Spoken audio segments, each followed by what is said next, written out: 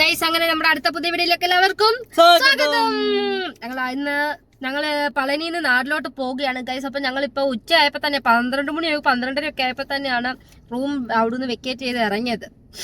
നമ്മുടെ കഴിഞ്ഞ വീഡിയോക്കത്തെ കണ്ടന്റ് പളനി രാത്രി വ്യൂവും കാണിച്ച് ഡെയിലി വ്യൂവും കാണിച്ച് കമ്പന്തേരി വഴി നാട്ടിൽ പോവുകയാണ് ഗൈസ്.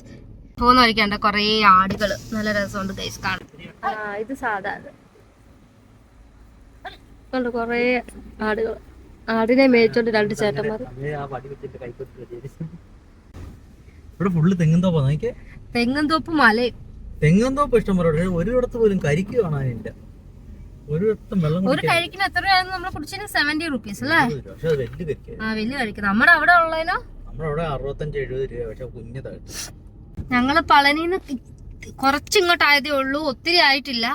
ഇനി പോകുന്ന വഴിക്ക് ഞങ്ങൾക്ക് ഇനി ഫുഡൊക്കെ കഴിക്കണം, നല്ലൊരു ഹോട്ടൽ കണ്ടുപിടിക്കണം, ഫുഡ് കഴിക്കണം, എന്നിട്ട് വേണം പോകാൻ. ഇനി ഞങ്ങൾ വീട്ടിൽ ചെല്ലുമ്പോഴത്തേക്ക് 10-10:30 ഒക്കെ ആകുമായിരിക്കും.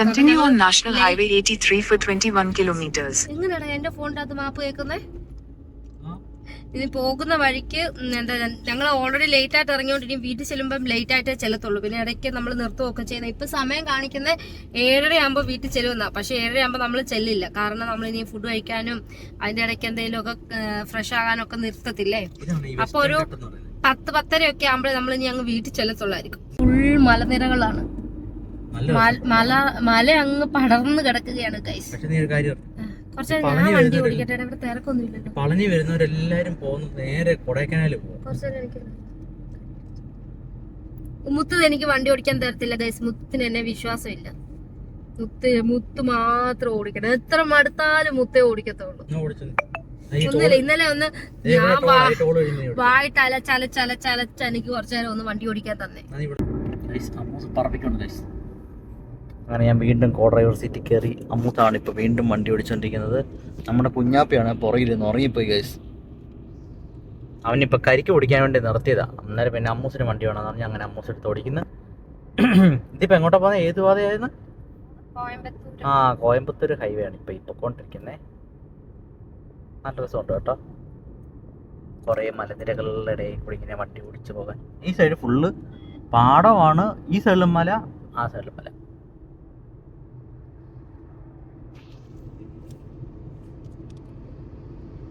ഭയങ്കര കോൺസെൻട്രേറ്റ് ചെയ്ത് വണ്ടി ഓടിച്ചോണ്ടിരിക്കുക. ഓ ഇല്ല സാർ, നമ്മളോട് ഡിസ്റ്റർബ് ചെയ്യരുതെന്ന്. ഭയങ്കര ഓടിയില്ല. അപ്പൊ ഞാൻ വീഡിയോ എടുക്കുന്നില്ല ഗൈസ്. അമ്മൂസ് തന്നെ വണ്ടി ഓടിക്കട്ടെ. ഞാൻ പറഞ്ഞ മൈസൂർ ഹൈവേ കൂടെ നമുക്ക് സുഖമായിട്ട് പോവാന്ന്. പക്ഷെ സമയം കിട്ടുന്നില്ല അല്ലേ? മൈസൂർ ഹൈവേയിലാണെങ്കിൽ നമുക്ക് കറക്റ്റ് 100 കിലോമീറ്റർ.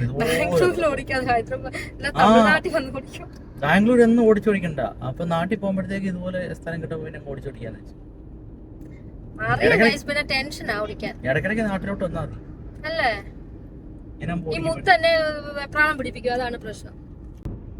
നേരെ കിടക്കുക റോഡ്. 60 കൊണ്ടിരിക്കുന്നത് നാട്ടിൽ.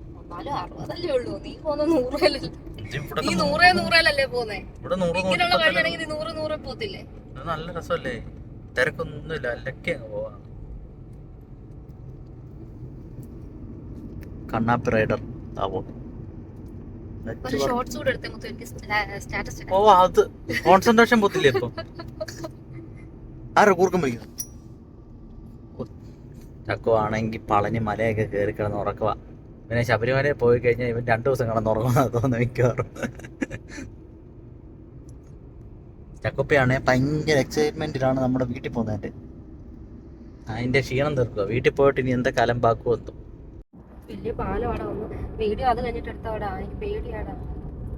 ഗൈസ്, അങ്ങനെ അമ്മൂസ് ദാണ്ട് ആദ്യമായിട്ട് 3 വരിപ്പാതയെ കൂടെ ഓടിക്കൊണ്ട് ഗൈസ്.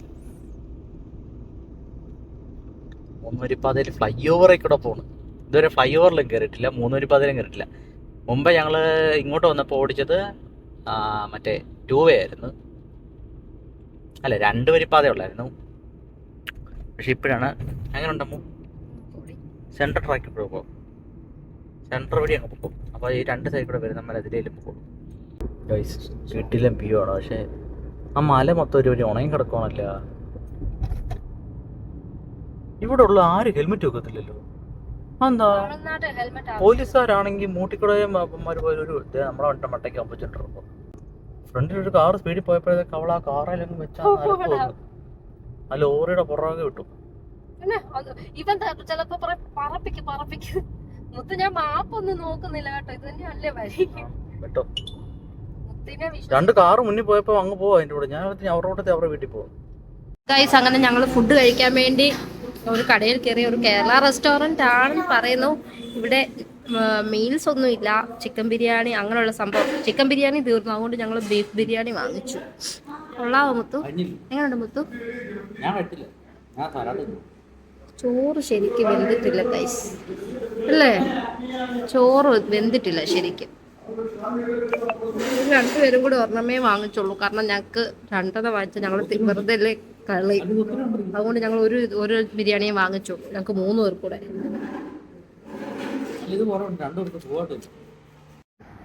നമ്മൾ കോയമ്പത്തൂർ ഹൈവേയില് പളനിന്ന് നമ്മൾ നമ്മുടെ കമ്പന്തേനി പോകുമ്പം ഉള്ള റെസ്റ്റോറൻ്റ് ആണ് കേട്ടോ. അത് KL44 അൽസാദ് അറബിക് റെസ്റ്റോറൻറ്റ്. അതിനകത്ത് പക്ഷേ വേറെ എന്തോ ജയം റെസ്റ്റോറൻറ്റ് അങ്ങനെയാണ് എഴുതി വെച്ചേക്കുന്നത്. ഒരു കാശിന് കൊള്ളാത്ത കൂറ ബിരിയാണി കഴിച്ചു, ഒന്നും വന്നിട്ടില്ല. ബീഫൊക്കെ ആണെങ്കിൽ അതുപോലെ കിടക്കും, അതിനെങ്ങനെ ജീവനുണ്ടാകുന്ന എണ്ണി ചോടിയാനേ വരും. പിന്നെ ചോറാണെങ്കിൽ എന്തോ പറയുക, ഒരു മണി ചരട് വേറെ എറിഞ്ഞിട്ട് അരി എടുത്തിട്ട് എന്നിട്ട് ഒരു കൂതറ സാധനം. അമ്മൂസും നിന്നില്ല, ചക്കുപ്പിയും നിന്നില്ല കഴിച്ചു. ഞാനും കഴിച്ചില്ല, ചക്കുപ്പിയും കഴിച്ചില്ല, അമ്മൂസും കഴിച്ചില്ല. ഒരുമാതിരി മെനകെട്ട ചൊറിഞ്ഞ ഫുഡായിരുന്നു കഴിച്ചു. അപ്പോൾ ഇനി ഞങ്ങൾ പോകുന്ന വഴി നല്ല ഫുഡുകൾ കിട്ടുമോ നോക്കട്ടെ. ഇനിയിപ്പോൾ എനിക്ക് ചോറ് വേണ്ട, വെറുപ്പിച്ചളഞ്ഞു. കേരളത്തിൽ നല്ലൊരു ഫുഡ് കഴിക്കാമെന്ന് വെച്ചാൽ അതെന്തായാലും കോഞ്ഞാട്ടായി. അപ്പം ഞങ്ങൾ ഇനി പോകുന്ന വഴി ഇനി വല്ല ചായയോ കടിയോ എല്ലാം ഉണ്ടെങ്കിൽ അതിനി കഴിക്കണം.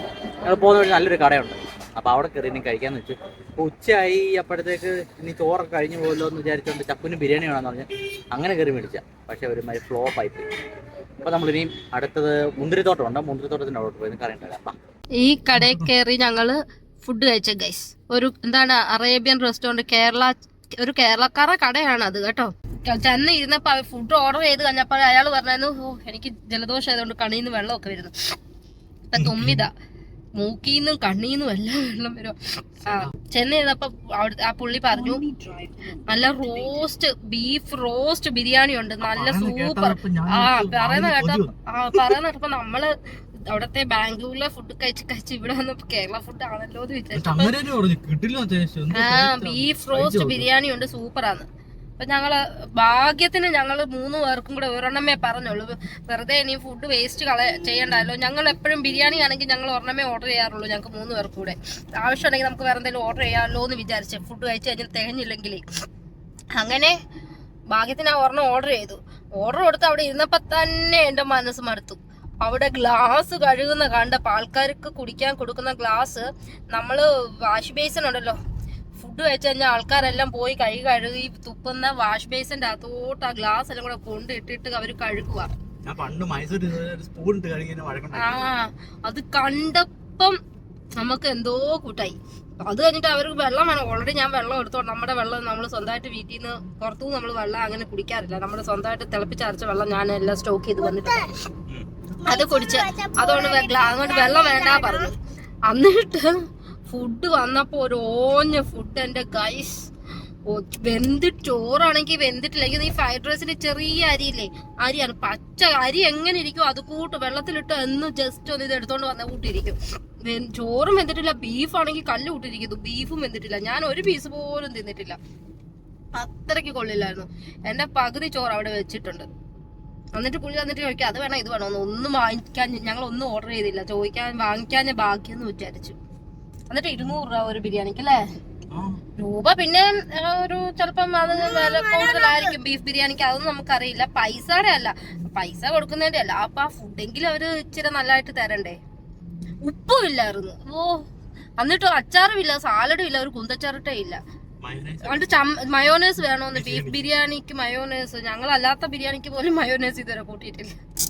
ഗൈസ് ഞങ്ങൾക്ക് ഇനി ശബരിമലയിൽ എത്താൻ വേണ്ടി 142 കിലോമീറ്റർ. ഞങ്ങൾക്ക് ശബരിമല വരെ പോകണ്ട. ഇവിടുത്തെ സ്ഥലപ്പേര് കണ്ടോ ഗൈസ്? വെയിലായതുകൊണ്ട് പട്ടിവീരൻ പട്ടി. ഇവിടെ ഫുൾ ഇവിടെ പട്ടിയെ കൊണ്ട്, പട്ടിയും തെണ്ടിക്കുടി. ഇവിടുത്തെ ഓരോ സ്ഥലപ്പേരാണ്. തെണ്ടിക്കുടി, എന്റെ പട്ടി തെറിയാണ്, ഫുള്ള് തെറിയാണ് ഗൈസ്. വാടി പട്ടി, വാടാ പട്ടി, വാടി പട്ടി അതിന്റെ അപ്പുറത്ത് വാടനും ഉണ്ടായിരുന്നു, അതിന്റെ അപ്പുറത്ത് വാടനും ഉണ്ടായിരുന്നു ഗൈസ്. ചുമ്മാ വാടി മാത്രം പോരാല്ലോ, വാടനും വേണ്ടേ. ഇവിടെ എല്ലാം മലനിരകളും പിന്നെ ഫുള്ള് രണ്ട് സൈഡിലും പാടമാണോന്ന് അറിയത്തില്ല അല്ലേ, ഇത് പാടമായിരിക്കും ഇവിടെ. ഫുള്ള് അങ്ങ് വെയില്. ഇവിടെ തമിഴ്നാട്ടിൽ, നമ്മുടെ കേരളത്തിൽ ഫുള്ള് മഴയാന്നാ പറഞ്ഞത്, പക്ഷെ ഇവിടെ ഭയങ്കര വെയിലാണ്. വെയിലായിട്ട് ഫുള്ള് കരിഞ്ഞു നിക്കുവാണ് ഗൈസ്. ഇന്ന് ഞാൻ മുത്തിന് കൊറേ റെസ്റ്റ് കൊടുത്തു ഗൈസ്. നീ ഞാൻ ഓടിച്ചു, എനിക്ക് ഒന്നാമത് ഉറക്കം വരുന്നുണ്ട്. ഇത് കണ്ടോ ഗൈസ്, നോക്കുമ്പോ നേരെ റോഡിന് നേരെ നമ്മൾ പോകുന്നതിന് നേരെ മല കൂട്ടാണ്. മലയിലോട്ട് നമ്മൾ പോയി കേറുന്നതിന്റെ കൂട്ടായിരിക്കുന്നേ, പക്ഷെ മലയിലോട്ടല്ല കേറുന്നേ, വളമായിരുന്നു. ബാരിക്കേഡ് വെച്ചിട്ടുണ്ട് അതൊക്കെ. പക്ഷെ നല്ല രസമാണ് ഗൈസ്, കാണാൻ നല്ല രസമൊക്കെയാണ്. പക്ഷെ വെയിലാണ് ഭയങ്കര. അങ്ങോട്ട് നോക്കിയ ഗൈസ്, വണ്ടികളെല്ലാം കൂടി ഇങ്ങോട്ട് വരുമ്പോ കാണുമ്പോ നല്ല രസം. വൃത്തനാണെങ്കിൽ ഓവർടേക്ക് ചെയ്ത് കയറി വരുന്നുണ്ട്. മലയാളിയാ, ബാക്കിയെല്ലാം ചെയ്യണ്ട. മലയാളിക്കാണ് ഓവർടേക്ക് ചെയ്യാൻ കൂടുതൽ. ഞാൻ അവിടെ ചെന്നിട്ട് ആ ലോക്ക് എടുത്തിട്ട് അവരോട് ചോദിച്ച്, ചേട്ടാ ഇത് എന്തോ ചെമ്പാണെന്ന് ചോദിച്ചിട്ടുണ്ടെ, നിങ്ങൾക്ക് മലയാളികൾക്ക് അല്ലെങ്കിൽ സംശയമാണ്.